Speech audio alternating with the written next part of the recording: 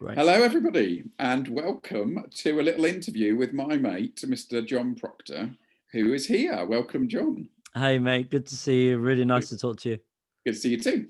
Now, we're chatting because today is an important day, and you squeezed me in to tell us a little bit about a book that you have written called Stuck in the Mud, which is Yep. out today, Friday, the 22nd of January. There it is. How about that? So, obviously, John, you were part of Swim from its very beginnings back in '97 and have been connected and involved in the journey of Swim over the last 22 years or whatever it's been, 20, more than that now, 24 years. Yeah. But I would love to hear a little bit about what's behind this book. Where's it come from?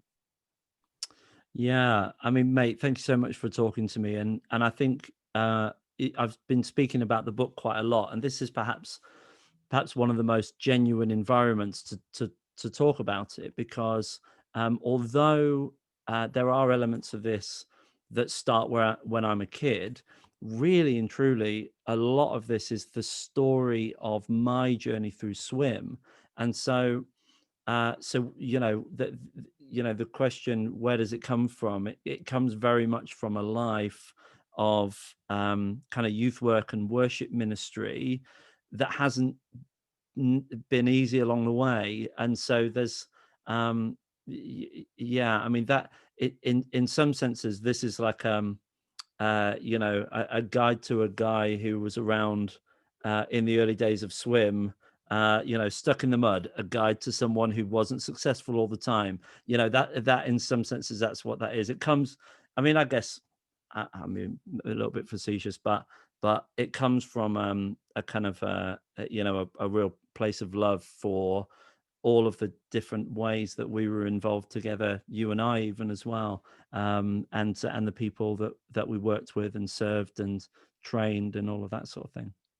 So it's called Stuck in the Mud, Mm-hmm. which some people remember that was a game that they played in the playground, and it's a phrase that we know well. It probably immediately makes us think about what the book might be about. But tell us in a few words, what's the book about? What are you trying to get across?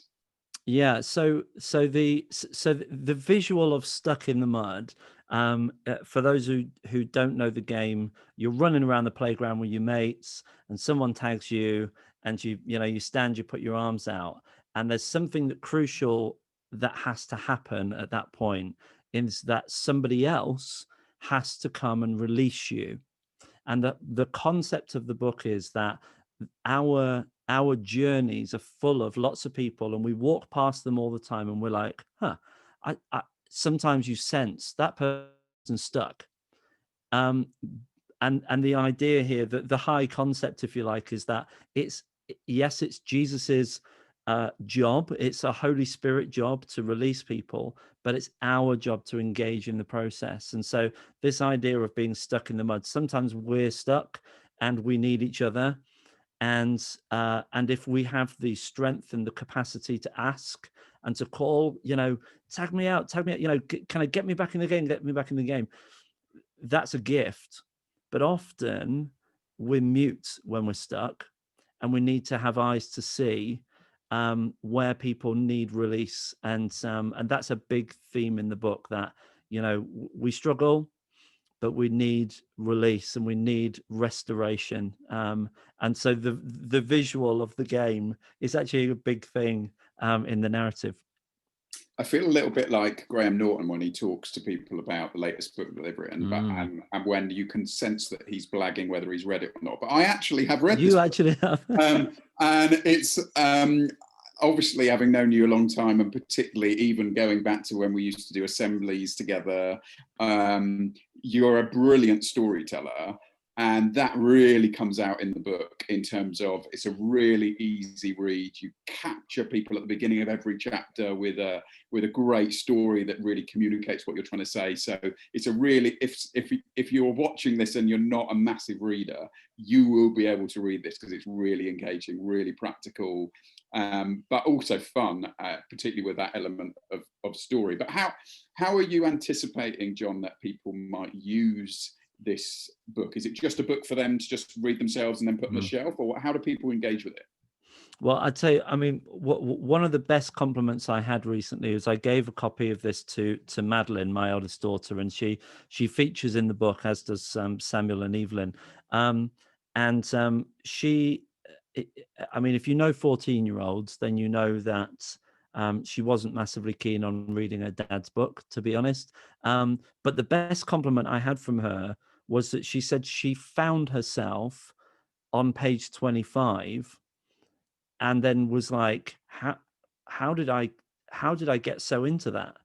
And I was just like, yes, and I tried not to make a big deal out of it. And I always go too far and ask her for a hug, and then it all goes wrong. But the thing people tell me when they're reading it is that they find themselves reading more than they imagined because it's engaging. What I hope is that it's a gift to people. It's the sort of thing that you could confidently give to somebody and say, look, I know that you're struggling. This is gentle, but it's to the point. Um, I hope that it's something that people will use for themselves. I also have a real hope that someone might walk someone else through it. And it's by no means a it's by no means written to be a